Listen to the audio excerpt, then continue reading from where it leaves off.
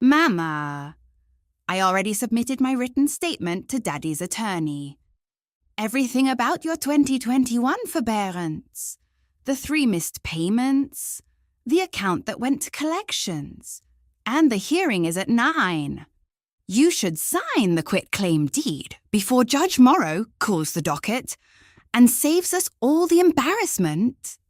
I was standing in the parking garage of the Fulton County Judicial Center on a Thursday morning in March, listening to my daughter explain why I should sign away the only piece of property I had ever built my own needs on. The voicemail had come through at 6:47 at her mum. I had played it 3 times on the drive from my house in Grant Park. The elevator doors on the 4th floor had been out of service since January 14th. I photographed the maintenance notice that morning, dated in the city's own printed font, and kept the image in my phone because I photograph everything now. That kind of documentation has a way of mattering later. So I took the stairs instead. 4 flights in heels that had cost me $78 at the outlet mall 2 years ago. The kind of purchase I used to feel guilty about, though I did not anymore. The heels clicked against the concrete like a metronome. My first thought was not anger, it was calculation. My name is Renee Morris. I am 51 years old. I own the Learning Nest, a tutoring centre here in Atlanta, which I built from 0 to a waiting list over 9 years of 60-hour weeks. Before that, I spent 2 decades in the school district as an administrator, the kind of position that looks stable from the outside and feels like drowning from the inside if you stay long enough to watch the mathematics of survival practiced on somebody else's children. I stepped out of that in 2014 and built something that had my name on the lease and my photograph on the website and my actual fingerprints on the filing system. A colour-coded archive I keep like my mother taught me to keep things. Each tax year, its own drawer. Labelled in the handwriting she used to call your courthouse penmanship. The penmanship she had made sure I practiced as a girl, because she knew there would come a day when neat writing would matter to someone in a suit. The house I purchased in April of 2004 cost $142,000. I was 27 years old. I had finished school 6 months earlier. I had my degree. I had my first paycheck from the school district sitting in an account I had opened in my own name. And I walked through a house on a tree-lined street in the Grant Park neighborhood and looked at the original hardwood floors, the kitchen with the eastern exposure that caught the morning light, the backyard that was nothing but red clay, and the kind of possibility that only looks like possibility to people who have never been told they could not have it. I signed the deed in my own name. Renee Thibodeau. That was 22 years ago. The house is now appraised at $387,000. My 15-year-old son, Marcus, lives in that house. His therapist's office is 3 blocks away. His school, Riverside Academy, a private institution where he spends his hours with the kind of structure and consistency he has always needed, is in that neighborhood. His entire life is rooted in that address. The rooms where he fell asleep as a baby, the kitchen table where he learned to read, the backyard where he learned that there were spaces in the world that belonged to him permanently. Those are the facts I was holding when I reached the 4th floor landing and stopped to catch my breath. Gerald Morris was tall. He was steady. He moved through conversations the way some men move through rooms, like he was expecting something to belong to him before he even opened the door. He sold industrial supplies for a distribution company called Hensley Brandt, made $80,000 a year at that time, wore the kind of cologne that announced itself 3 seconds before he entered a room. For a long time, I want to be honest about this, because the only way the next part makes sense is if I own the part I missed. For a long time, I believed him when he said he was comfortable with the fact that I had built something before he arrived. He said the word separate like it was reasonable. He said it like he did not mind that my name was alone on the deed. And I was young enough to believe that when a man says he does not mind something, he means it, when really what he means is he has not had time yet to convince himself that he does. We married in 2006. 2 years into the marriage, he started the quiet work of revising the narrative. Not openly. Never openly. But in the small comments that arrived like weather patterns. Comments about how he was helping carry the mortgage. Comments about how the house appreciated because the real estate market improved. Not because I had built it and held it and made every payment on time, without fail, for 17 years before he ever touched the deed. By the time Marcus was born in 2008, Gerald had spent enough hours alone with the story that he had written himself into the role of the man who steadied me while I made my investments. The man whose presence had created the conditions for my equity to materialize. He believed it, although he believed it the way men believe things that flatter them. And the beliefs shifted the way he looked at me in the morning. When we divorced in 2009, I was 34 years old. The settlement was clean because I had hired a lawyer who knew how to use a calendar. She showed the judge the deed dated April 12th, 2004. My name, notarized, recorded with the county clerk. 2 years and 4 months before Gerald Morris existed in my legal life. The judge looked at that deed like a boundary line, and she ruled it won. Gerald walked out of the courthouse believing he had been cheated. I walked out believing I had simply gotten what was already mine, returned to my actual possession. I had no idea that 17 years is exactly enough time for a man to convince himself that his memory is truer than a judge's filing. What happened in those 17 years was that I built not just the house. That was already done. I built the architecture of survival. I opened the tutoring center.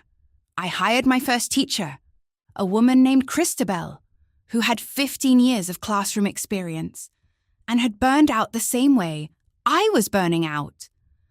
The same slow accumulation of other people's children on her shoulders until she could not carry any more. She understood what I was building because she was building it with me.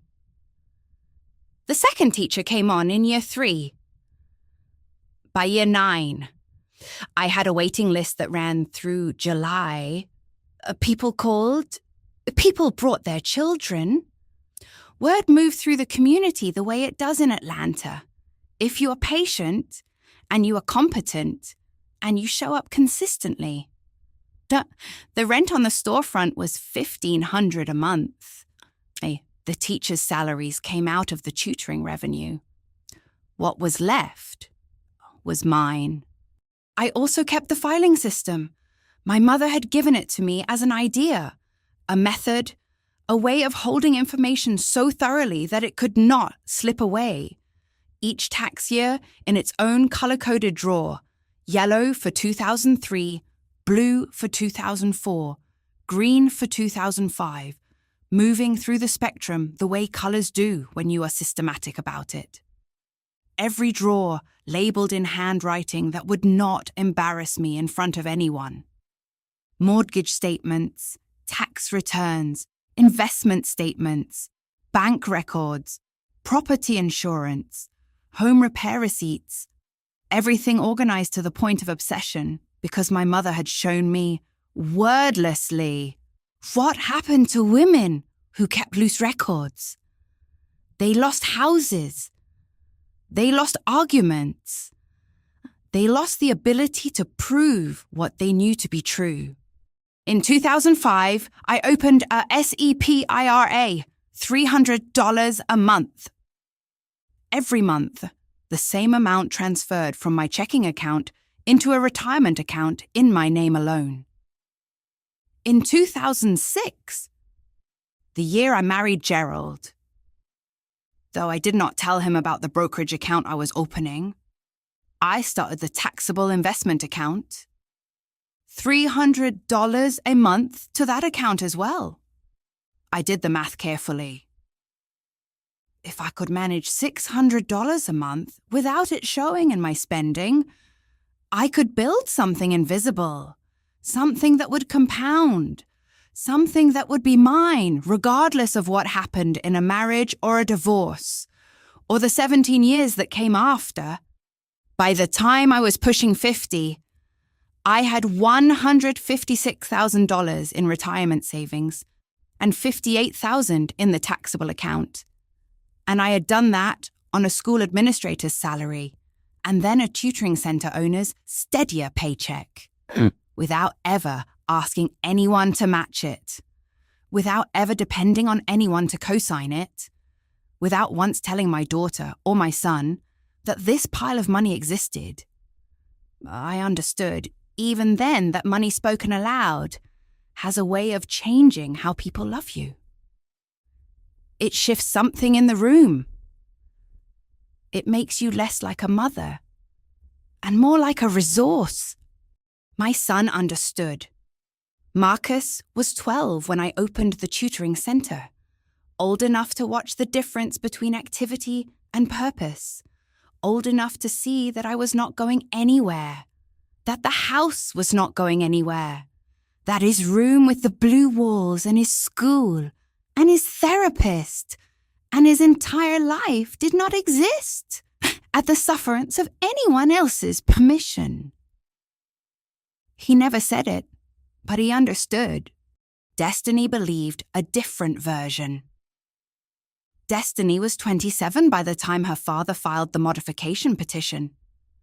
27 years old, working as a freelance social media manager. The kind of work she could do from anywhere. The kind of work that gave her a lot of time to think about fairness and money and whether her mother was handling things correctly.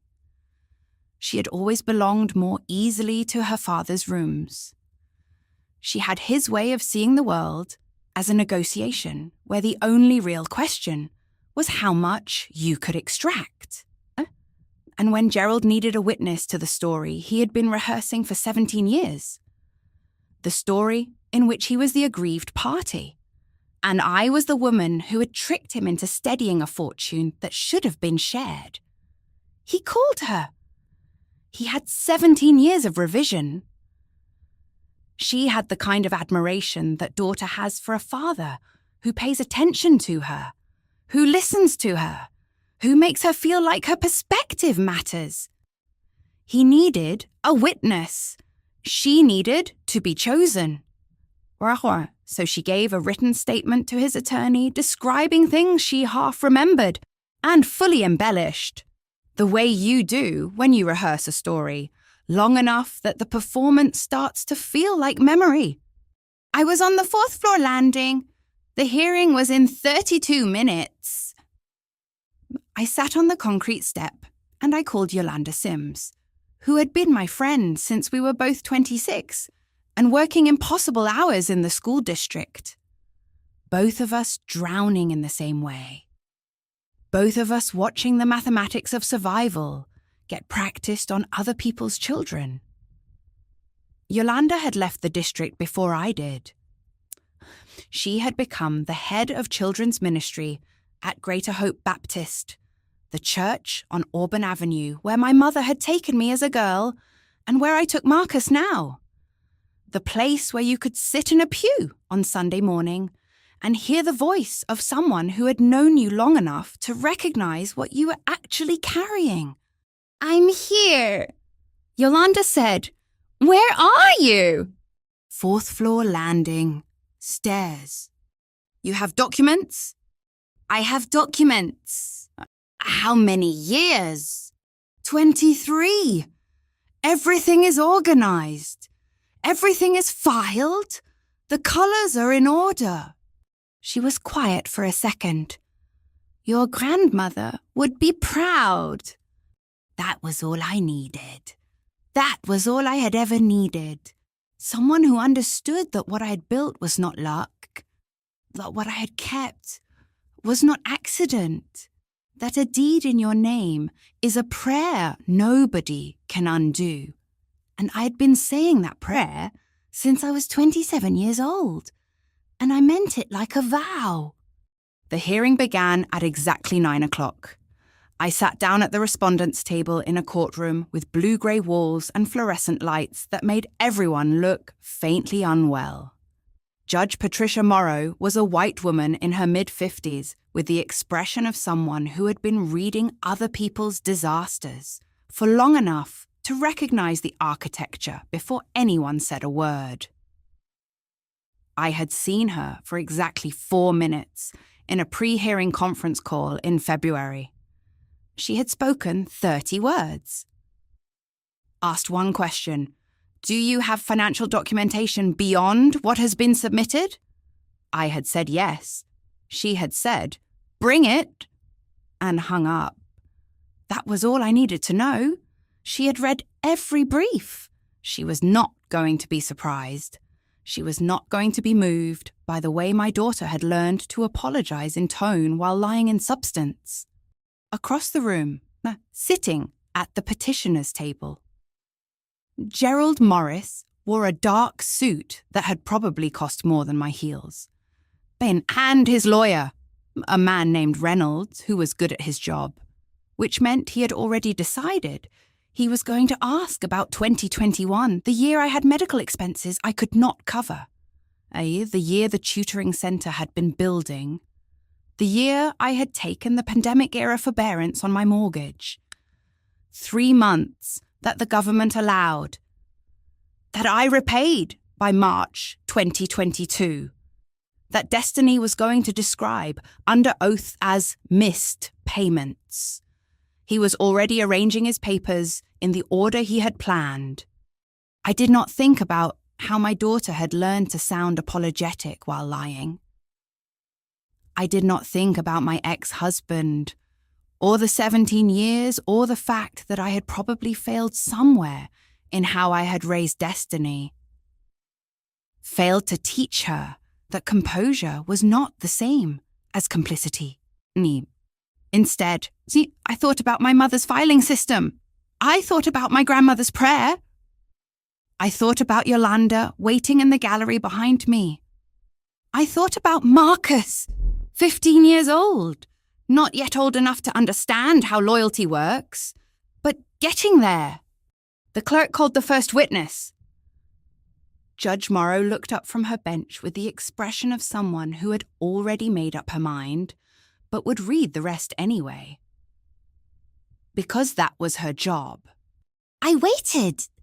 In the beginning, Gerald Morris was the kind of man who made it easy to believe him. He was reliable in the way that matters when you are tired. He showed up when he said he would. He remembered the small things you mentioned in passing.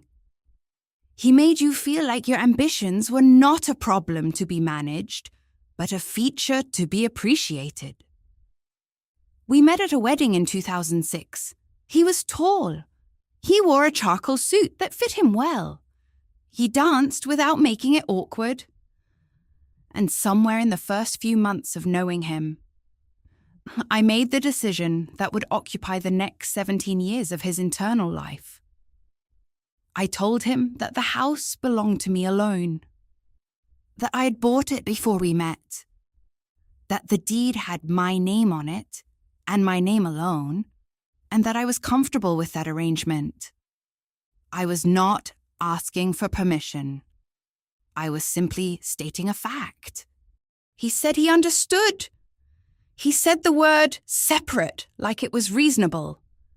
He said it like he did not mind, like it was the kind of mature understanding that progressive people could reach.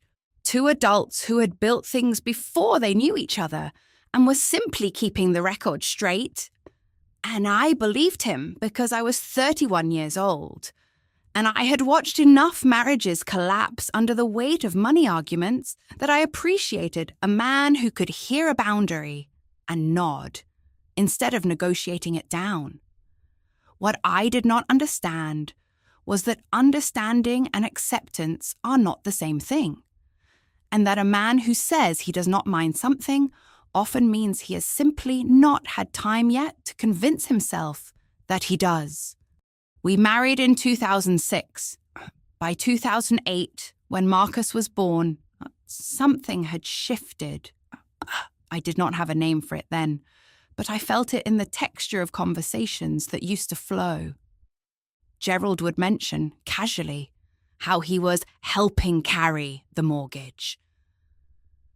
He would talk about how the house appreciated, like the appreciation was something that happened to us, something we received, rather than something I had earned through 18 years of never missing a payment, through property taxes I paid on my own, through a roof I replaced in 2005, and a foundation that settled, and I fixed at $4,300 because it was my house. And it needed fixing. He had words for all of this. He had explanations. He had a narrative in which I had not built something. I had simply been lucky enough to be in the right place when real estate appreciated. And he had steadied me while I benefited from that luck. And surely that counted for something. The turning point came in 2007, a year after we married. Maybe 18 months in. We were sitting in the kitchen. This same kitchen, actually. The one in the house on the tree-lined street in Grant Park. And Gerald said something that I should have heard as a warning, but heard instead as a comment. He said, "When we sell this place, we'll split the equity." Not if, when, and his voice had a finality to it, like he had been thinking about it, like he had done the math already. I said, "We're not selling. I'm keeping this house." And he smiled. He actually smiled, like I had just said something endearing. Like I had said, "I hope we stay together forever," instead of, "I am keeping the piece of property I bought with money I earned before you knew my name." He smiled and said, "We'll see." And he meant it as a promise. From that moment, he began the work of revising the narrative. Quietly, not in arguments, but in small comments that arrived like weather patterns. Comments about how my income from the school district was not quite enough to manage things on my own. Comments about how lucky I was that he contributed to the mortgage when I might not have been able to otherwise. Which was not true. I had been paying the mortgage alone for 5 years before he existed. But the repetition of the lie changes something in a room. It changes the air. It makes you start to doubt your own memory. And then it makes you stop correcting him because correcting him is exhausting. And he will just say it again, and you will have to correct it again, and there is no finish line to that conversation. So you let it stand, and letting it stand is a form of agreement. Or that is how he started to experience it anyway. By the time Destiny was born in 1997, she was already 3 when we met, and she had her father's way of moving through the world like something owed him explanation. Gerald had spent enough time alone with the story that he believed it completely. He believed he had steadied me. He believed the equity was ours. He believed that what I called mine was actually a negotiation he simply had not finished winning yet. And the belief shifted the way he looked at me in the morning. The belief changed what his silence meant. We had Marcus in 2008, and 2 years later. In March of 2009, I sat at this kitchen table, the same table where he had said, "When we sell," and I signed the divorce decree that a family law attorney named Judith Park had prepared for me. The attorney had used my deed against him. She had used the date on that deed, April 12th, 2004, and she had shown it to the judge like a boundary line, and the judge had drawn a line in return. The house was mine, premarital property, recorded with the county clerk 2 years and 4 months before Gerald Morris existed in my legal life. The appreciation on that property was mine. The equity was mine. The decree stated it clearly. Lord Gerald sat across from me while I signed, and he wore an expression I did not yet have the language to read. I know now it meant, I'll revisit this. But in that moment, I only felt relief so complete I did not think to name it. I had gotten what was already mine, returned to my actual possession. I had not had to fight for it. The law had simply confirmed what I had always known. And I signed my name on the line. The relief was short-lived. But for a moment, maybe an hour, I felt like something had been corrected. The world had tilted back the way it should. I was not a woman who owed an explanation for what she had built alone. I was not a woman who had to justify the appreciation or apologize for the equity. I was a woman who owned a house in her name, and the law had said so. And that was the end of the conversation. Yolanda was in the car, outside. She had driven me to the courthouse. We had not told her husband or her children where we were going. We just told them it was an appointment and we would be back by 3. She brought a thermos of iced tea with her because she understood how people moved after a divorce was signed. They moved quietly. They moved slowly. They did not trust their own knees. So we sat in her car in the parking lot for maybe 10 minutes, and I drank the tea. It was the real chicory kind, community coffee the way I grew up drinking it in Louisiana. And I did not cry, and I did not speak. Yolanda just sat with me. That was the thing about Yolanda. She knew when talking would ruin the moment. She knew that some victories were too small to celebrate, but too important to ignore. And they needed to be witnessed silently. Just someone else in the room knowing that you had held the line.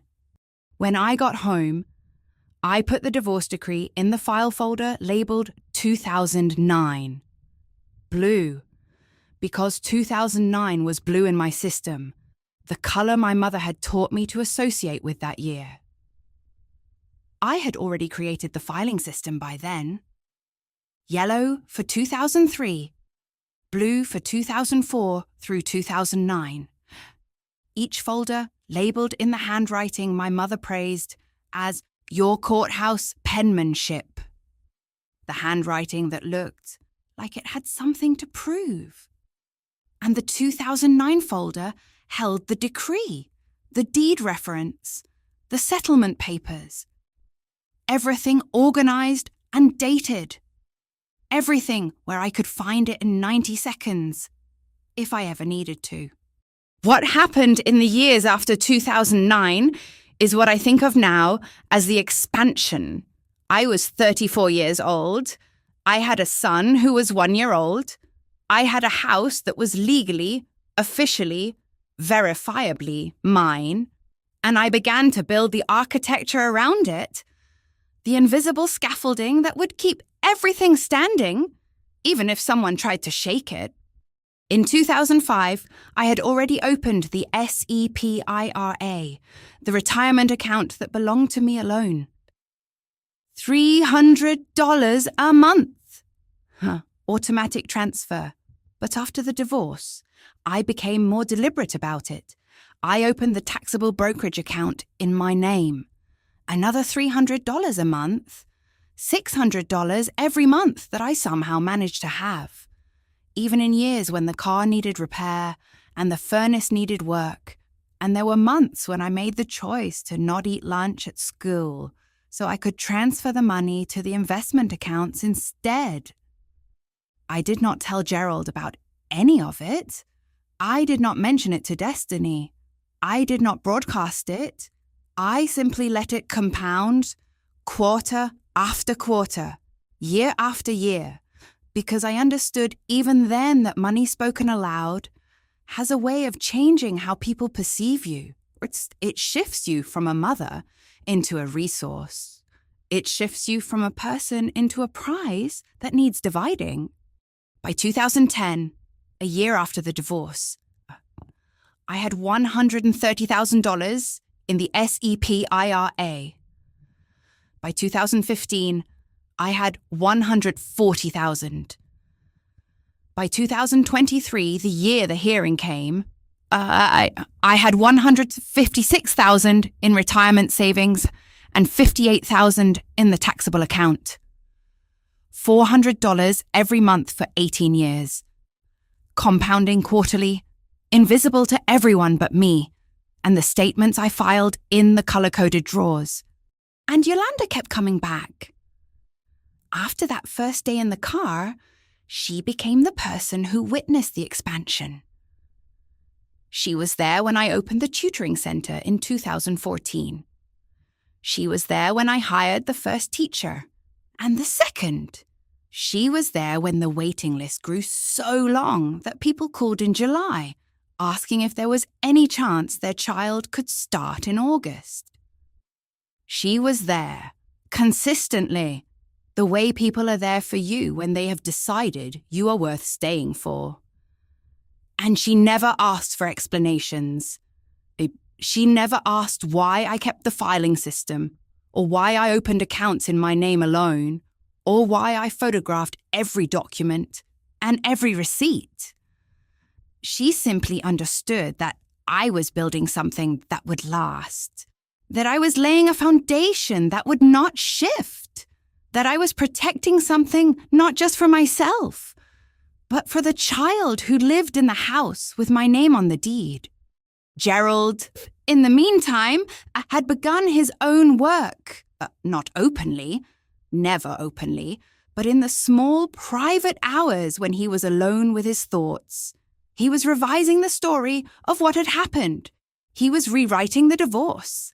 He was telling himself that I had tricked him, that I had misrepresented the deal, that the appreciation on the house was something we had created together, even though the house itself predated him by 5 years and would outlast any promises he made. He carried this story like other men carry grudges. He told it to himself so many times that it became the only version he could remember. And 17 years is a very long time to tell yourself a story. By the time he filed the modification petition in 2026, asking Judge Morrow to revisit what the 2009 decree had settled, he had convinced himself that he was not the one seeking revision. He was the one seeking justice. He was the one who had been wronged. And all he needed was a witness to confirm that version. Someone who would stand in a courtroom and describe his ex-wife as unstable, as financially incompetent, as someone who could not be trusted to keep a house standing if he was not there to help. And when he called his daughter, she answered. Yolanda came to my house the day after the modification petition was filed. I had called her from the kitchen, sitting at that same table, and she had driven over immediately because that was what Yolanda did. She came when you called. No questions, no delay. She brought smothered pork chops and cornbread, the kind of food that says, "I know what you're carrying and I am going to feed you anyway."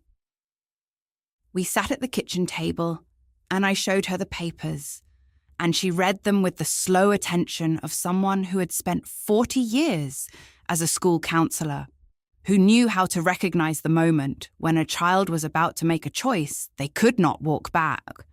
"He's going to use destiny," Yolanda said. It was not a question.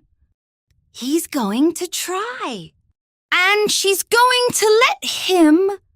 I did not answer because Yolanda was right, and we both knew it. Destiny had always belonged more easily to her father. She had his sense of entitlement. She had his way of seeing the world as a negotiation where the only question was how much you could extract. And she was at the age where she was still performing loyalty to whoever was in the room. Still collecting admiration like it was a currency. Still young enough to believe that love was something you had to earn from your father by proving you were on his side. Yolanda ate a piece of cornbread and said, "You kept your house for a reason." "I did. And you are going to keep it because of that reason." I knew what she meant. She meant that the foundation was solid. She meant that the filing system existed. She meant that I had spent 18 years building something that could not be argued away, could not be revised, could not be rewritten by someone else's narrative, no matter how many times they told it. The deed had my name on it. The date was before I knew him, and every investment account, every tax return, every month of $300, it was all there, documented, in the color-coded folders, waiting. I had built it for a reason. The phone call came on a Sunday afternoon in February, 6 weeks before the hearing was scheduled. I was at home, in the kitchen, making a pot of rice and okra, the kind my mother had made, the kind that tastes like the South tastes, like memory tastes. When Judith Park called, her voice was professional, which meant she was delivering news that required the buffer of professionalism between herself and the client receiving it. She said, "I've the witness list from opposing counsel." She said, "Your daughter is on it." She said, "Destiny Morris, age 27, relationship to respondent, daughter." I set the spoon down on the counter. I did not move. I did not make a sound that would indicate I had heard her. Because if I made a sound, the thing that was happening would become real in a way that had not quite happened yet. Judith continued. She said Destiny had submitted a written statement. She said the statement contained allegations about my 2021 financial struggles, the forbearance, the medical expenses that year, characterizations of the tutoring center as unstable. She said, "I'm going to file a motion to exclude her testimony on the grounds that she lacks personal knowledge of your actual financial situation.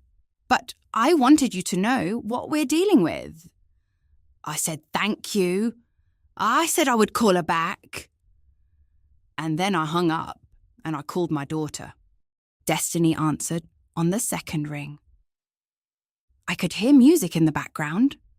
She was somewhere with people, somewhere public or semi-public, somewhere she could not fully speak. I said, "Is this a bad time?" And she said, "No, I'm just at brunch." Which meant she was at one of the places where she went with the friends who did not know me, who knew a version of her that had nothing to do with having grown up in my house. I said, "I need to talk to you about something. Can you step outside?" I heard the background shift, the music and voices receding, a door closing, the sound of Atlanta Street noise. And she said, "What's wrong?" in the voice people use when they already know something is wrong, and they are asking to give themselves time to construct the lie in. I said, "Did you give your father's lawyer a written statement about my finances?" The silence on the line was immediate, not the silence of someone trying to remember something they had actually done. The silence of someone deciding whether to deny it, or admit it, or perform confusion. The silence lasted maybe 3 seconds, which is longer than it sounds. Then she said, "Mama, and I cut her off. I said, "Did you, yes or no?" And she said, "Yes, but," and I said, "What did you tell them?" And she said, "Just the truth about what I observed."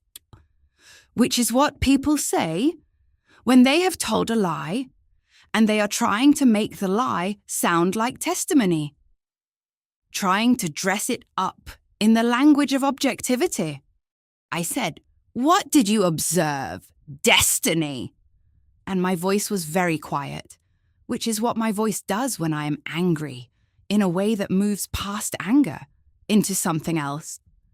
She said, "About 2021, when you took out the forbearance, and there was the medical thing, and I know the business has been... I just wanted to make sure Marcus had security. Mama, I just didn't want him to have to worry about money." She said it like it was a kindness. She said it like she was protecting him. She said it like she had done something noble, and the tenderness in her voice was so complete, so practiced, that for a moment I could almost believe her. She was performing loyalty to herself. She was performing care. She was performing the role of the good daughter who worried about her little brother and was just trying to make sure he was safe. I waited. I let her sit with what she had said. Then I asked the question that I already knew the answer to. "Did you look at my actual tax returns before you gave them that statement?" She did not answer. The silence this time was different. This was not the silence of someone constructing a lie. This was the silence of someone whose lie had been named, who was watching the edifice she had built collapse in real time. This was 12 seconds of her not speaking, and I counted every one of them. I counted them like they were a verdict, and they were. 12 seconds said yes. I lied. 12 seconds said yes. I testified to things I half remembered and fully embellished. 12 seconds said yes. I did it anyway. I did it knowing. She said, "I didn't have the full picture." Which is what you say when you do not want to say, "I lied," but you know you have been caught. I said, "You don't get to have a partial picture when you are testifying in front of a judge. Destiny. You either know something or you don't. Either you looked at 5 years of tax returns and investment statements and property documentation, or you did not." She said, "I was just concerned." And I said, "You were just available." And I hung up. I stood in the kitchen with the pot of rice and okra still on the stove, getting cold. And I understood something that I'd been avoiding for a long time. My daughter had chosen her father. Not consciously, not in a moment of deliberation where she weighed the options and made a rational decision, but in the way that people choose when they have been choosing all along, in small increments, in moments so small they never feel like choices. She had chosen the rooms where he was the most important person. She had chosen the version of events that made him more powerful, and when he needed a witness to confirm the story he had been building for 17 years. She had become that witness. The history of this choice started when she was in college. She was 20 years old, maybe 21, and I was working 2 jobs. My position as an administrator at the school district, and then evening hours doing private tutoring on the side. SAT prep courses, the kind of work that paid better than my day job and took everything I had left after the school day ended. I was doing this because Destiny was at Howard, and the tuition was $40,000 a year. And I had decided before she was even born that she was going to go to a black university, and I was going to pay for it without borrowing against the house, without refinancing, without asking Gerald to contribute beyond what the child support order required. So I worked. I made the money. I transferred it to her account, $50,000 a year, sometimes $60,000 a year, moving from my account to hers without any accounting, without any discussion of what it meant or where it came from or what I was giving up to send it. She never asked where the money came from. She never thanked me in a way that made clear she understood the cost. She spent it. She went to homecoming and spring break, and she joined the sorority, and she went out with her friends, and she did what college students do, which is exist in the world, like the world exists to serve them, which is what you want for your children, which is what you work double shifts to give them, that feeling that the world is yours, and you do not have to calculate the cost of anything. But somewhere in those years, something shifted in how she understood money, how she understood gratitude, how she understood the relationship between effort and reward. She understood that money came to her. She did not understand that it cost me something. She understood that I was reliable. She did not understand that reliability was a choice I was making every single morning. A choice to get up and work and send the money and not tell her that I was tired, that I was angry, that I was building something invisible for her future while she was spending it in the present. When she graduated, I was 40. I had worked for 13 years straight. 13 years of 6 MAV starts and evening tutoring sessions and summers filled with camps and test prep. 13 years of watching other administrators retire or move into private school positions while I stayed in the district, because staying meant the health insurance stayed. And the health insurance kept Marcus covered and kept me able to pay for his therapist and kept the house standing. When Destiny came home with her diploma and her Howard education, she did not say, "Thank you for what this cost you." She said, "What am I supposed to do now?" Like the world owed her something. Like I had prepared her for a future that the world was now failing to provide. Like my double shifts had created an expectation she had every right to have met. She moved back to Atlanta.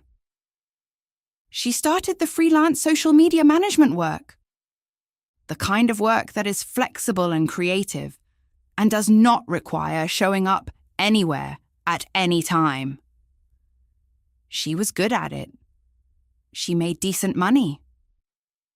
But she also had her father's way of looking at money, which is the way of someone who believes that what they have earned belongs to them completely, and what other people have earned is subject to negotiation.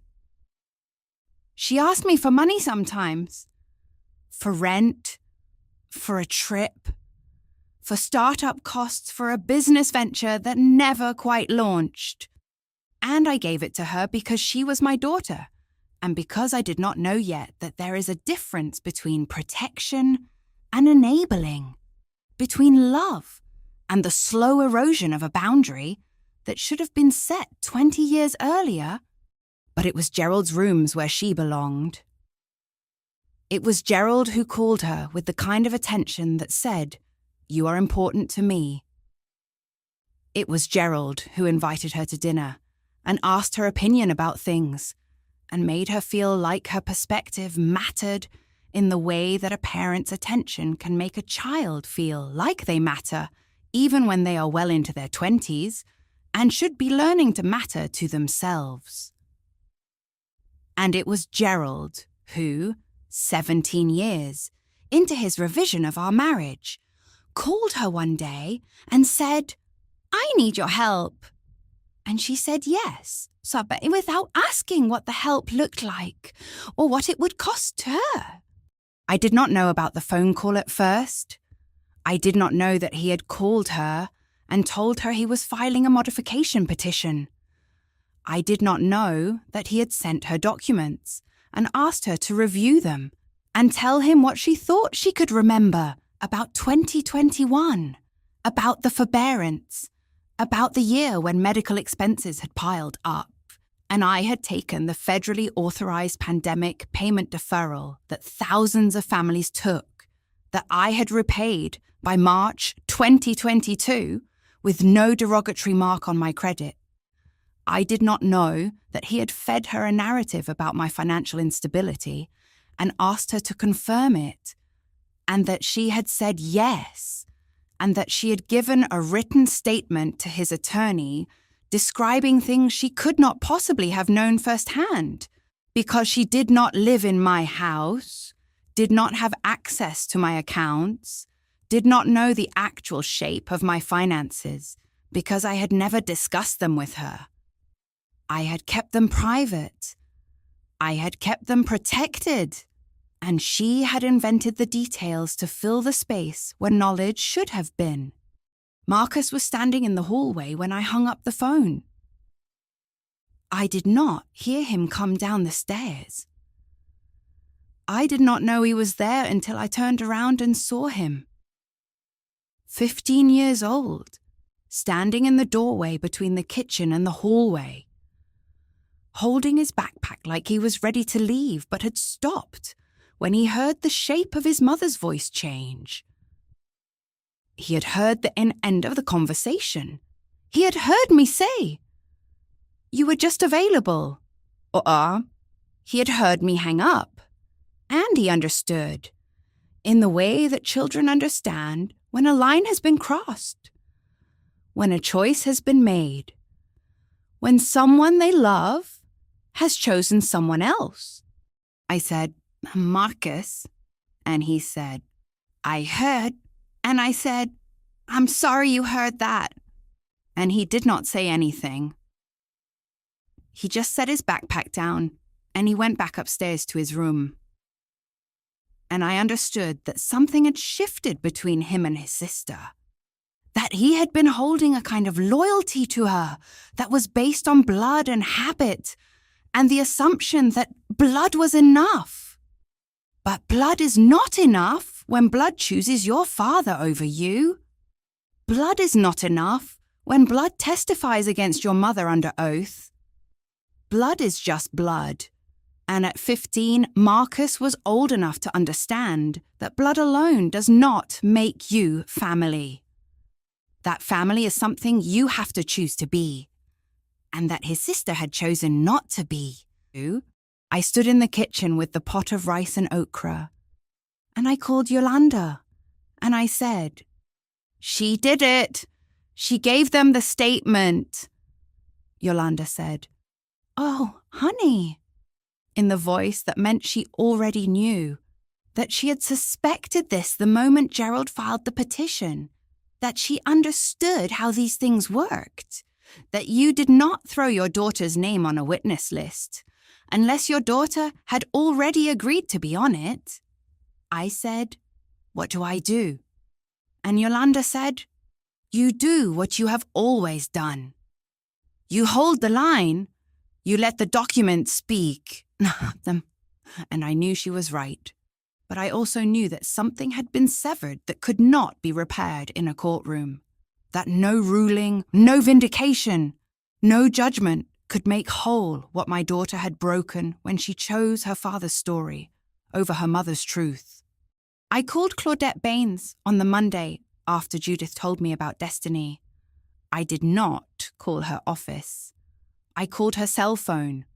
a number she had given me years earlier when I first opened the tutoring centre and needed someone to do my taxes, who understood that a black woman owner could be meticulous about her bookkeeping without being accused of being difficult.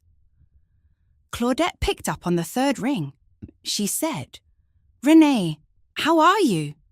And I said, "I need your help with something legal." And she said, "Tell me." And I told her. I told her about the modification petition. I told her about Destiny's statement. I told her that Gerald was claiming I could not provide financial stability for my son.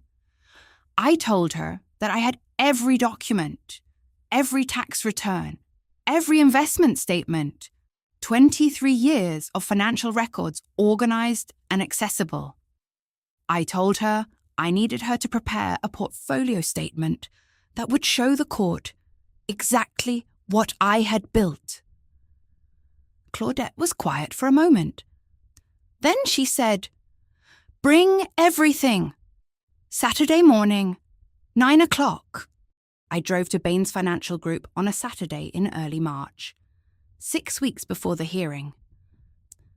It was in an office park in Midtown, the kind of building that has a glass lobby and plants that look real but might not be, and I carried the filing boxes to the 4th floor and spread 23 years of colour-coded folders across Claudette's conference table.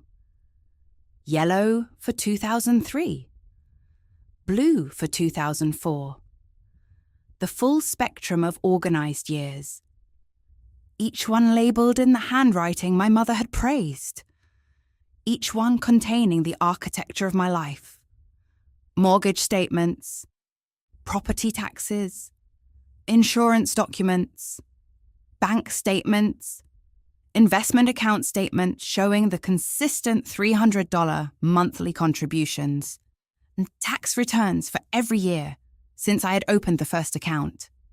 Claudette Baines is 44 years old. She is a black woman in a profession where most of the money flows toward people who look nothing like her.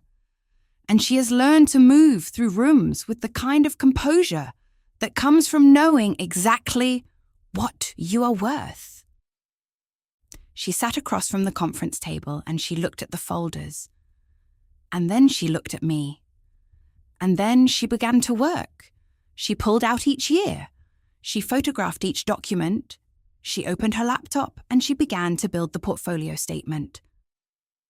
A document that would show the court my 5-year average annual income, my investment accounts, my property value, my business gross revenue, all of it laid out in language that was clean, precise, and impossible to misinterpret.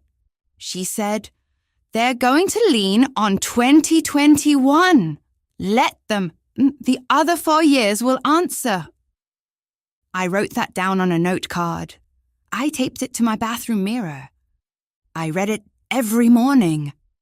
When Claudette finished, she looked up from her laptop, and her expression had shifted from professional assessment into something that read like satisfaction. She said, "This is very thorough." I said, "I kept good records." She said, "No, you kept perfect records." She sent the portfolio statement to Judith Park by email that same afternoon. 23 years of documentation, compressed into exhibits and charts and numerical evidence that said, clearly and without room for argument, Renee Thibodeau Morris is financially stable. Judith filed the counter-motion the following Monday. The counter-motion included Claudette's portfolio statement. The counter-motion also included the calculation of Gerald's child support arrears. 21 months at $400 per month. Totaling $8,400 that he had not paid. $8,400 that was owed to Marcus. $8,400 that reframed Gerald's claim about my financial instability into something else entirely.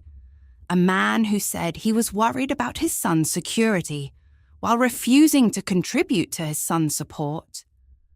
The documents were evidence. The evidence was strategy. And Judith filed it all with the kind of precision that said she had done this work before and knew exactly how to use it. 2 days later, Gerald's attorney called. His name was Reynolds.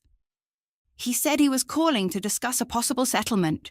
He said his client might be willing to withdraw the modification petition if I would agree to modify the child support formula in his favour, which meant less money for Marcus, which meant they had never been worried about Marcus's stability at all. They had been trying to extract equity from my house by making me look unstable. And when that strategy failed, they were trying the next angle, reducing what they owed. I said, "Let me think about it." I hung up, and Yolanda, who was sitting across from me at my kitchen table with a cup of coffee going cold in front of her, understood immediately what "let me think about it" meant. It meant I'd already decided. It meant I was not going to settle. It meant I was going to go to that courtroom, and I was going to let the documents speak. She set her coffee cup down, and she said, "Good." And we did not talk about it anymore. Judith filed the response to the settlement proposal that same afternoon. Renee Thibodeau, Morris, respectfully declines to modify the child support obligation. The modification petition will proceed to hearing as scheduled. I read the filing 3 times. Each time, it felt like a door closing. Each time, it felt like clarity. The week before the hearing, I did not sleep much. I went to work. I tutored students. I checked the filing cabinets to make sure everything was still in order. It was. Nothing had moved.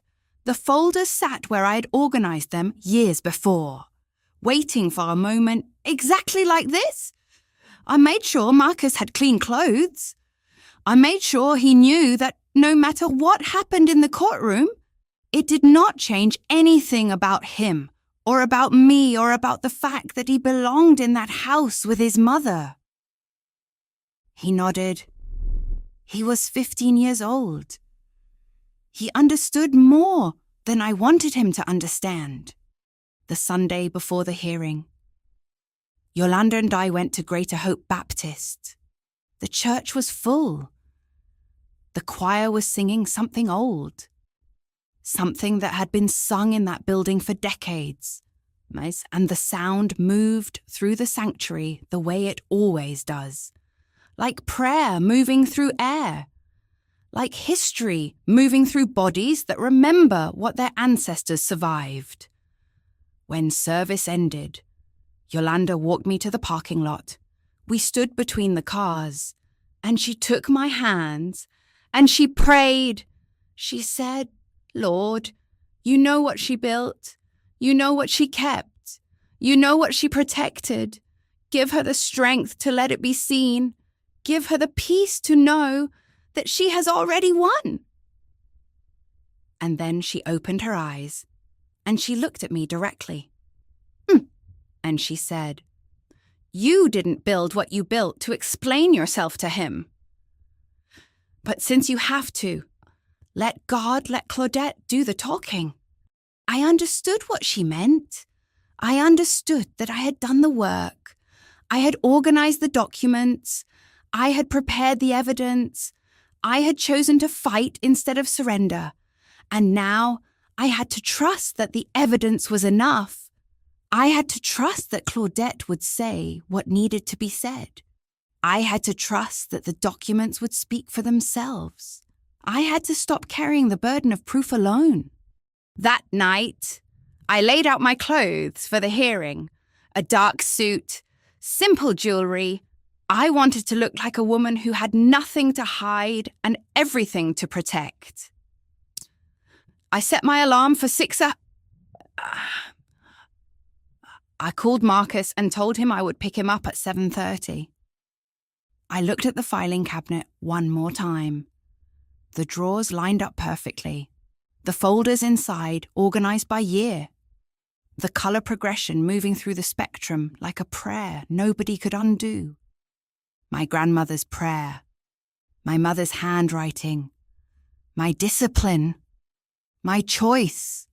And I went to bed knowing that by this time tomorrow, the court would know what I had always known. That I was not unstable. That I had not struggled because I was incompetent. That I had built something real. And I had protected it. And I had earned every piece of equity that was mine. That the documents would prove it. That Claudette would prove it. That the court would see it. And that my daughter's lies, however carefully constructed, however tenderly delivered, could not stand against 23 years of documented truth. I slept 4 hours. It was enough. The courtroom filled slowly on that March morning. The blue-grey walls looked the same as they had in the pre-hearing conference call in February. But the space felt different when it was full. When it held Gerald and his attorney Reynolds. When it held Yolanda in the gallery. When it held Marcus in the second row with his backpack because he had come straight from school. When it held Judge Patricia Morrow with her expression of someone who had read every brief and would not be surprised. I sat at the respondents' table beside Judith Park, and I watched the gallery doors open one more time, and my daughter walked in. Destiny looked smaller than I remembered her looking. She was wearing a black dress that hit just above the knee. The kind of dress that says, "I am serious and I am not performing," which of course meant she was performing. The performance of seriousness. The performance of someone who had not orchestrated this moment with her father. The performance of a daughter who was reluctant to be here but whose conscience had compelled her. She was 27 years old. She had a brokerage account because I had shown her how to open one. She worked in social media, which meant she understood narrative and performance, and how to construct a version of events that felt true, because it had been edited and polished. She sat down in the witness chair like she was settling into a role. Reynolds stood. He was good at his job, which meant he would ask questions in a way that sounded conversational, that made the lie sound like memory, that made embellishment sound like observation. He said, "Ms. Morris, can you describe your mother's financial situation in 2021? And Destiny took a breath like she was summoning sadness. And she said, "It was difficult. I was concerned. There was the forbearance on the mortgage, 3 missed payments. There were medical bills that came out of nowhere. I just remember feeling like things were unstable." I kept my hands folded in my lap. I did not move. The paper coffee cup on the defense table, which I had picked up that morning from the courthouse cafe and had forgotten I was holding, went cold on the wood in front of me. On the wall to the left of Judge Morrow's bench. A clock ticked through seconds.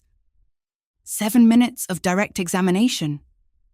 7 minutes of my daughter describing a version of my life that did not exist. Dressed up in the language of concern.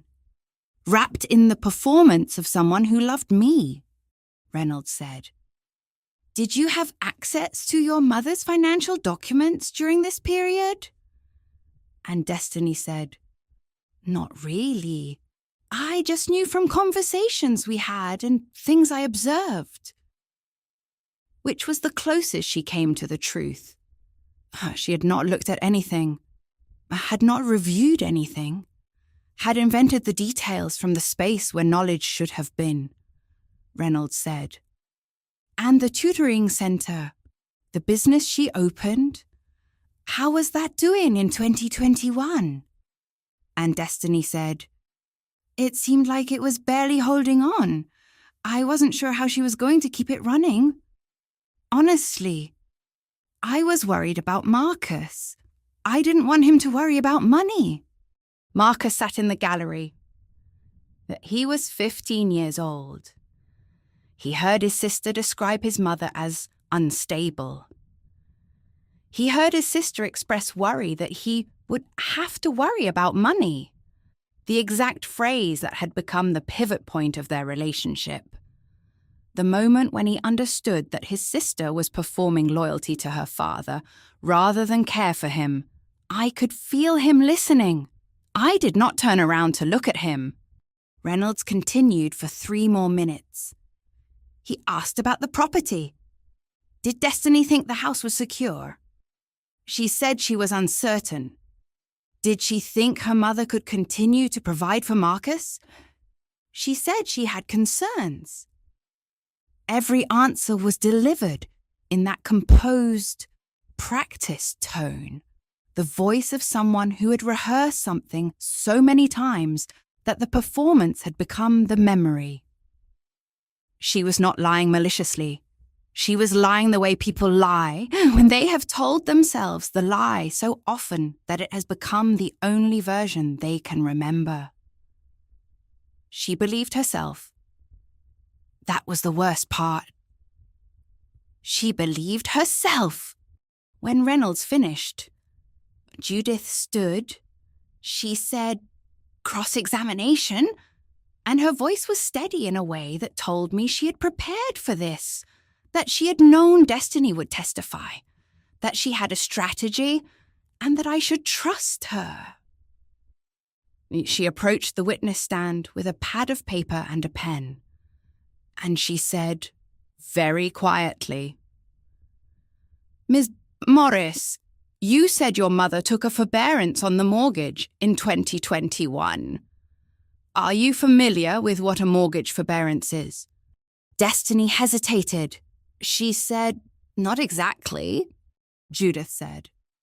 A forbearance is a federal program that allowed homeowners during the pandemic to pause their mortgage payments temporarily.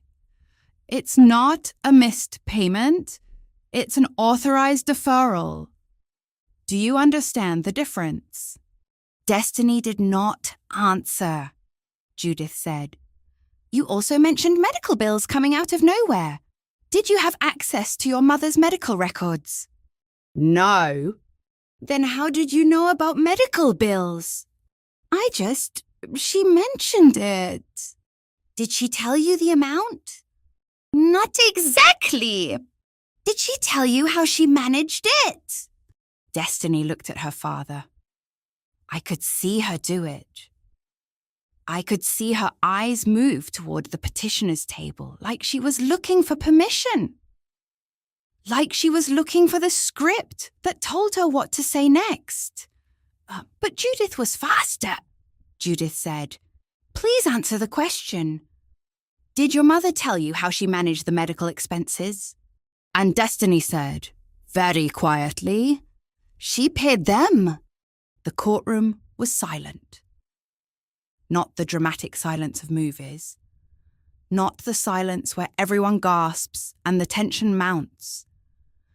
Just the ordinary silence of a room where someone has said something true by accident. Where a lie has collapsed because the only thing holding it up was the performance, and the performance had just been interrupted. Judith said, And the tutoring center. You said it was barely holding on. Did you have access to your mother's business bank statements? No. Did you have access to her client roster? No. Did you have any documentation whatsoever regarding the financial health of the business? Destiny said, No! So quietly that Judge Morrow leaned forward to make sure she had heard. Judith continued, But I had already heard what I needed to hear. My daughter had testified to things she could not possibly know, had invented details from the space where evidence should be, and when directly asked if she had any actual knowledge, the answer was no. She had performed loyalty to her father, and the performance had sounded like testimony because she had rehearsed it so thoroughly. But testimony requires knowledge, and knowledge requires fact. And my daughter had offered only the version of my life that made her father's story true. When Judith finished, she walked back to the defense table and she leaned over and she said, in a voice so steady, it almost sounded like kindness, "Your turn." She meant it was my turn to respond. It was my turn to let the document speak. It was my turn to let Claudette do what Claudette had been waiting to do since the moment I spread those color-coded folders across her conference table. I did not look at Destiny as she left the witness stand. I did not look at Gerald. I kept my hands folded in my lap. And I watched the clock on the courtroom wall. And I waited for the moment when the documents would arrive, when the numbers would speak, when the proof would land in front of the judge with the weight of 23 years of truth behind it. The paper coffee cup on the defense table was cold now. I had forgotten I was holding it, and now it was gone. Judith had taken it away. There was nothing left but the testimony, and the silence after the testimony, and the understanding that had settled into the room like gravity. My daughter had chosen her father's story over her mother's truth, and that choice had a cost that could not be measured in a courtroom. That choice would live in the hallway of my house, in the kitchen where Marcus had overheard her decision, in the space between us, where loyalty used to be. But that was not what mattered now. What mattered now was that the testimony was over. What mattered now was that Claudette was about to take the stand.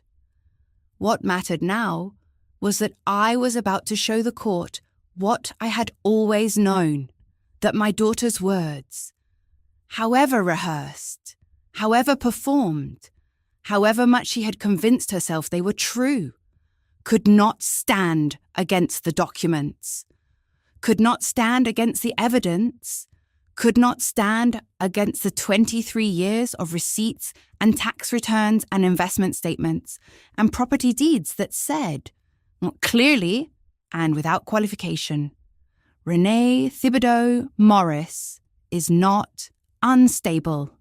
She is the most stable thing in several people's lives. And if anyone was going to protect Marcus, if anyone was going to provide for Marcus, if anyone was going to make sure he did not have to worry about money, it was going to be the woman who had already been doing that work for 15 years without asking for credit, without expecting gratitude, without ever once telling him the cost. Judith called the next witness. She said, "The respondent calls Claudette Baines, certified public accountant." I watched Claudette stand.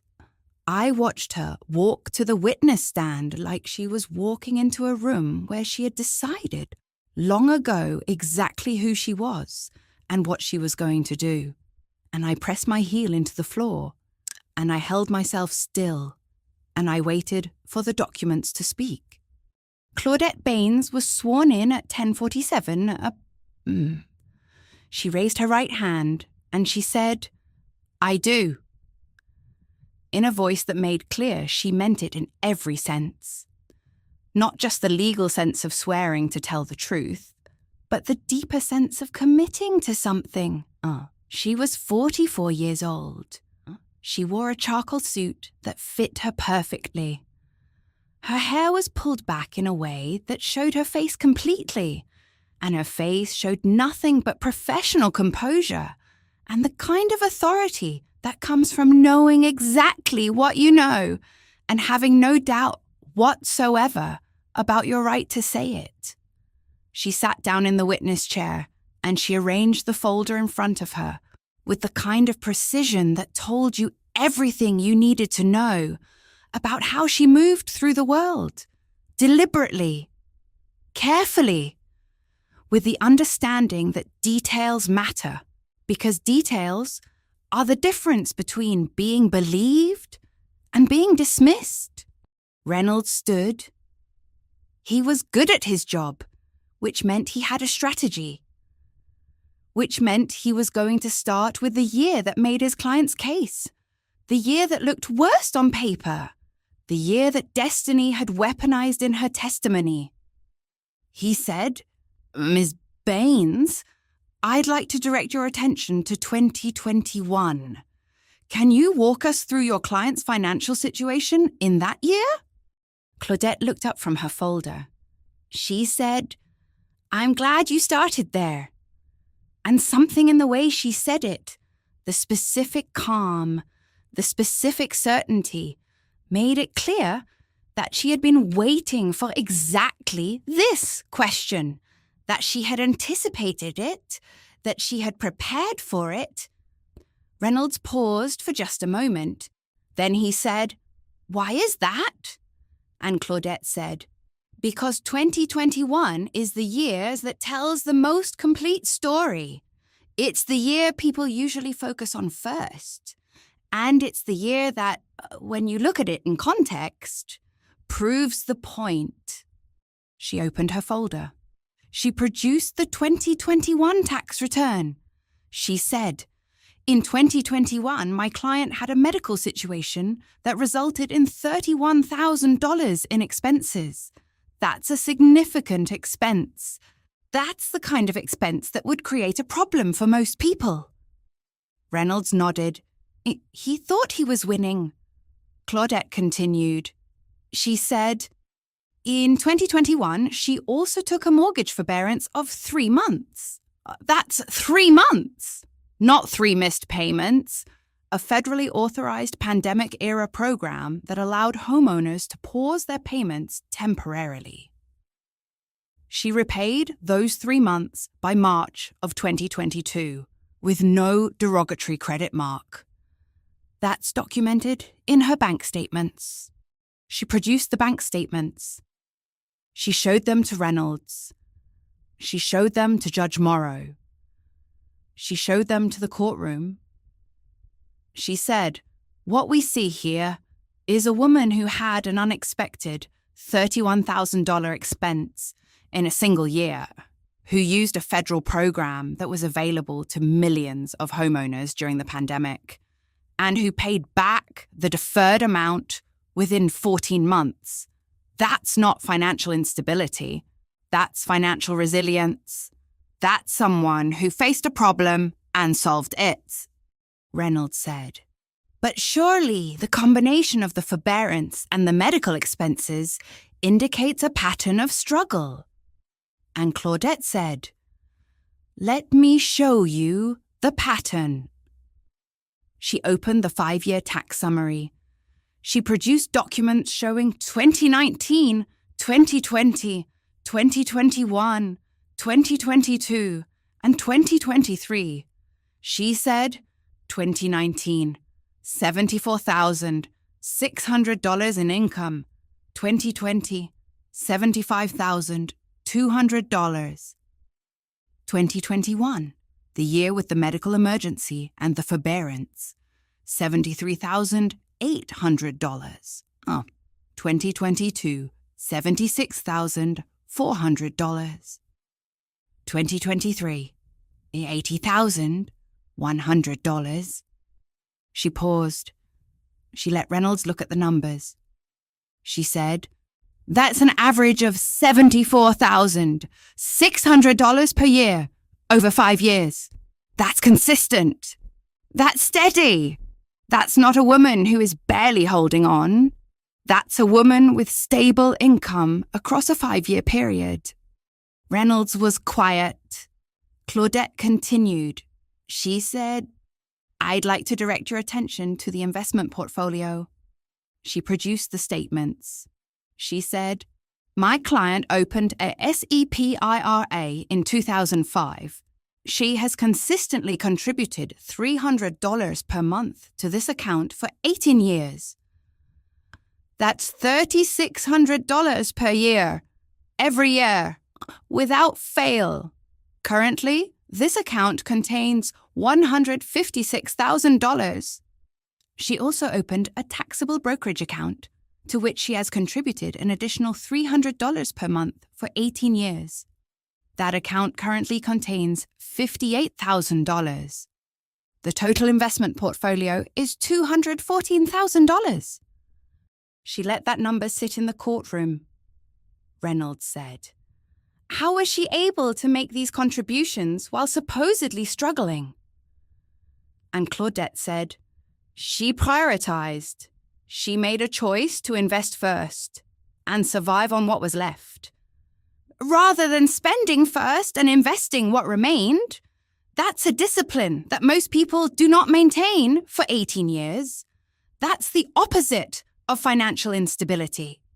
Reynolds said, "But the tutoring center, the business she opened in 2014, surely that was a risk."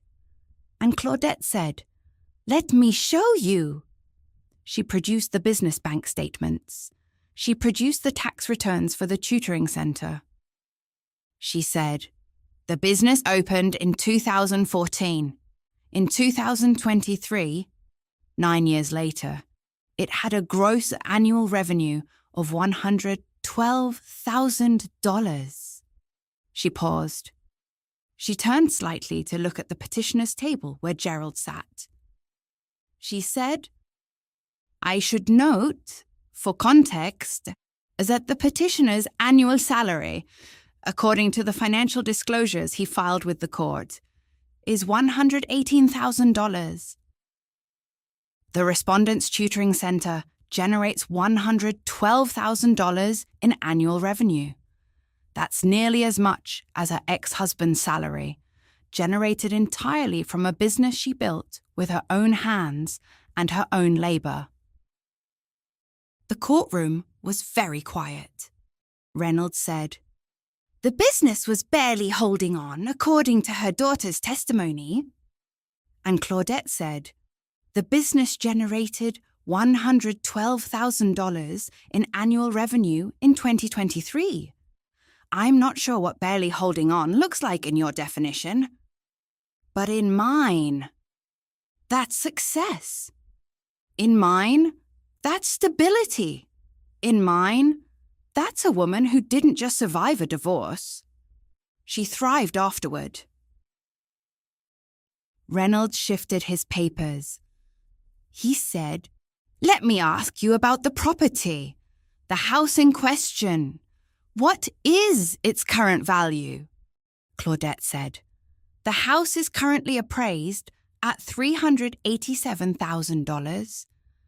My client purchased it in April of 2004 for $142,000. That's an appreciation of $245,000 over 22 years.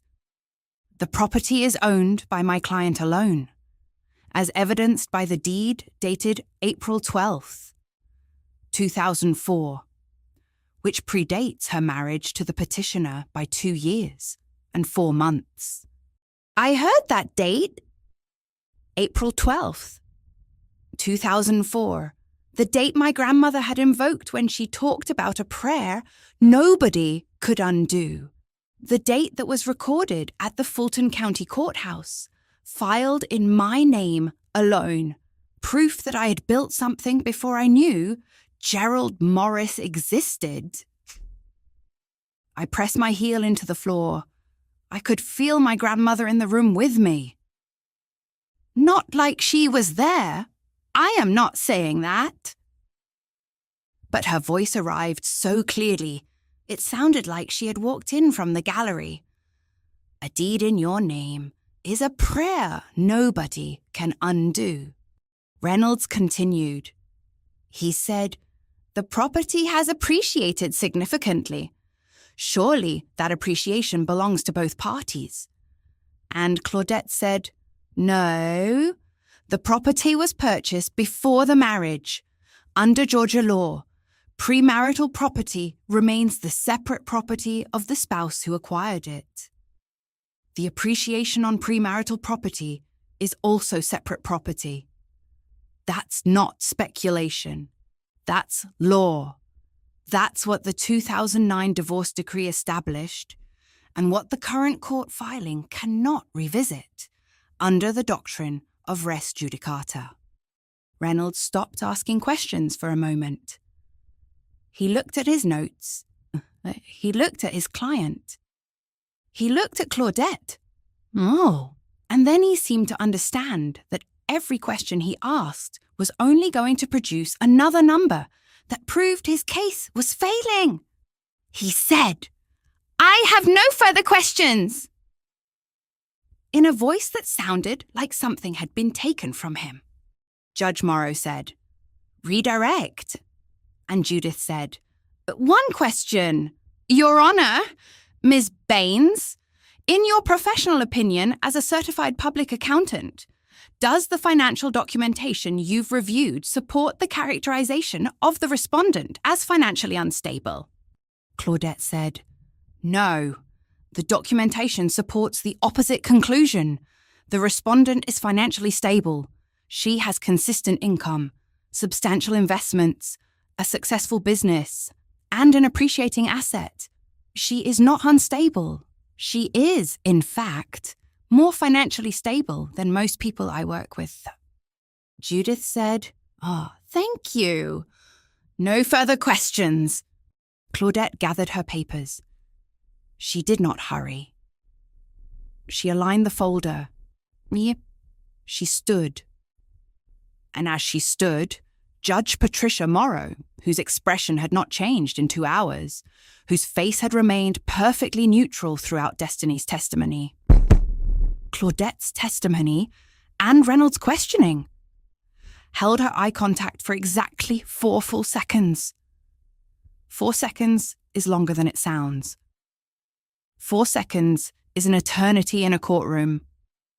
4 seconds is long enough for Judge Morrow to say, without words, that she had seen what was true and what was not true, that she understood what Claudette had done, that she recognized the integrity of the documentation and the care with which it had been presented. Then Judge Morrow looked away. She said to Reynolds, "Any recross-examination?" And Reynolds said, "No, Your Honor," in a voice that made clear there was no point. Claudette walked back to the witness table. She sat down, and I pressed my heel into the floor so hard that my toes went numb, because what I was feeling in that moment could not be expressed in the courtroom. What I was feeling was the weight of 23 years of discipline. What I was feeling was the weight of my grandmother's voice, or my mother's handwriting, my own choice to document everything, to keep every receipt, to invest every month, to build something that could not be argued away, or revised, or rewritten by someone else's narrative. What I was feeling was the understanding that all of that, or all of it, had just landed in front of a judge who was going to do her job, who was going to look at the evidence, and who was going to rule based on what was true, not on what was performed. The morning break was called. The courtroom cleared. Marcus came over to the respondent's table. He did not hug me. He was 15, and he was in a courthouse, and there were protocols. But he sat down next to me, and he said, very quietly, "Did we win?" And I said, "Not yet, but the evidence is winning." He nodded. He understood. He was old enough to understand that victory in a courtroom comes slowly, that it arrives through documents and numbers and the methodical presentation of truth, that it does not come through performance or emotion, or the kind of drama that people mistake for justice. Yolanda was in the gallery. She caught my eye. She nodded. She had known. She had told me to let God let Claudette do the talking, and I had. And Claudette had done exactly what she said she would do. She had put the numbers in front of the court, exactly as they were. Nothing softened, Nothing editorialized, just the facts. The deed, the investments, the business revenue, the 5-year consistency. The numbers were undeniable. The numbers were a prayer nobody could undo. When court reconvened, Judith stood to present her closing argument. She did not need to say much. She said, "The petitioner's witness testified to financial instability based on her observations. The respondent's financial expert has presented 23 years of documented evidence showing financial stability. The property was owned by the respondent before the marriage and remains her separate property under Georgia law. The child support arrears owed by the petitioner total $8,400. The modification petition should be denied, and the respondent should retain primary custody of Marcus Morris and ownership of the family home." Reynolds gave his closing argument. He talked about the forbearance and the medical expenses and the need for modification. But his voice had lost its certainty. His words sounded like someone reading from a script he no longer believed in.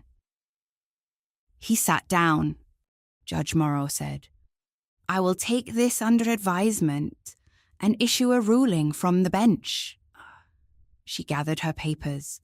She stood. The courtroom stood. And I understood that what happened next would not be dramatic. That the judge did not work in the language of drama. That she worked in the language of law and documentation and the methodical assessment of evidence. That was her job. That was all that was required. We were dismissed.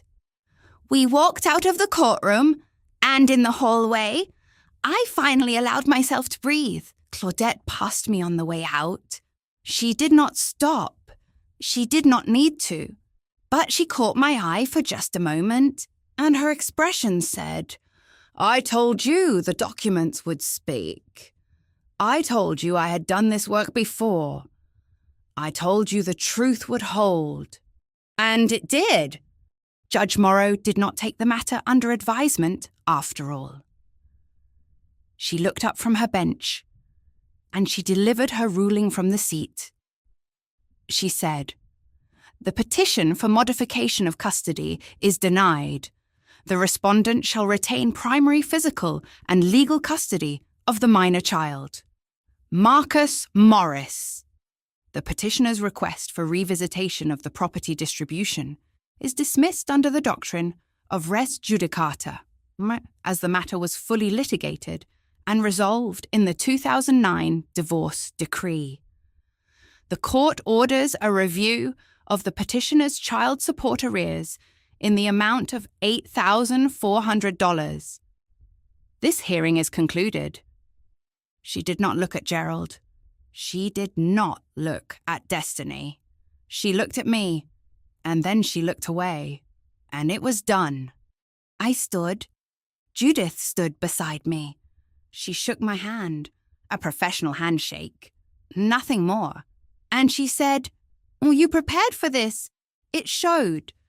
I said, "Thank you." Marcus came around the table and stood next to me. He did not hug me, not in the courtroom. But he put his hand on my back. And I understood that he had heard the ruling, that he understood what it meant, that he was ready to go home. The courthouse hallway was the same hallway it had been that morning. The same blue-grey source, the same fluorescent lights, the same people moving through carrying the weight of their own cases, their own losses, their own victories. I walked toward the stairs. Yolanda was waiting at the bottom of 4 flights. She was standing by the exterior doors, and the car was already running in the parking lot, visible through the glass. She had known how long the ruling would take. She had known when to be there. We did not speak. We walked to the car. We got in. She had brought a sealed container with tea. The real chicory kind, community coffee, the kind my mother had made, the kind that tastes like Louisiana and memory, and the women who had raised me. The container was in the cup holder, and it's still warm. She pulled out of the parking lot and headed for the highway. And we did not speak until we were on 75, heading north toward home. Yolanda said, "You did it!" I said, "We did it." She said, "No, you did it. I just showed up." I drank the tea. It tasted like my mother's kitchen. It tasted like the women before me. It tasted like proof that what you build, you can keep. 3 weeks passed. Life returned to the shape it had been in before the petition, before the hearing, before Destiny's testimony. Marcus went to school. I worked at the tutoring center. Yolanda came to dinner on Sunday. The filing cabinet stood in the hallway with its color-coded drawers closed. The house settled back into routine. But something had shifted that could not be unshifted. Something had been named that could not be unnamed. Destiny called the house 3 times. I did not answer. She texted. I did not respond. She was waiting for me to soften, to offer the kind of forgiveness that mothers are expected to offer, the kind that comes without condition or reckoning. But I had spent 51 years learning that protection and forgiveness are not the same thing. That sometimes the most loving thing you can do is stop extending yourself to people who have decided to harm you. It was Marcus who ended the silence. He called her. He asked her to come to the house. She came on a Thursday afternoon, and they sat at the kitchen table, the same kitchen table where Gerald had said, "When we sell," where I had signed the divorce decree, where I had made plans with Yolanda and Judith and Claudette. Marcus waited until she was sitting across from him. Then he said, very quietly, "Daddy's attorney called. The judge ordered a review of his child support arrears. $8,400. 21 months at $400 a month."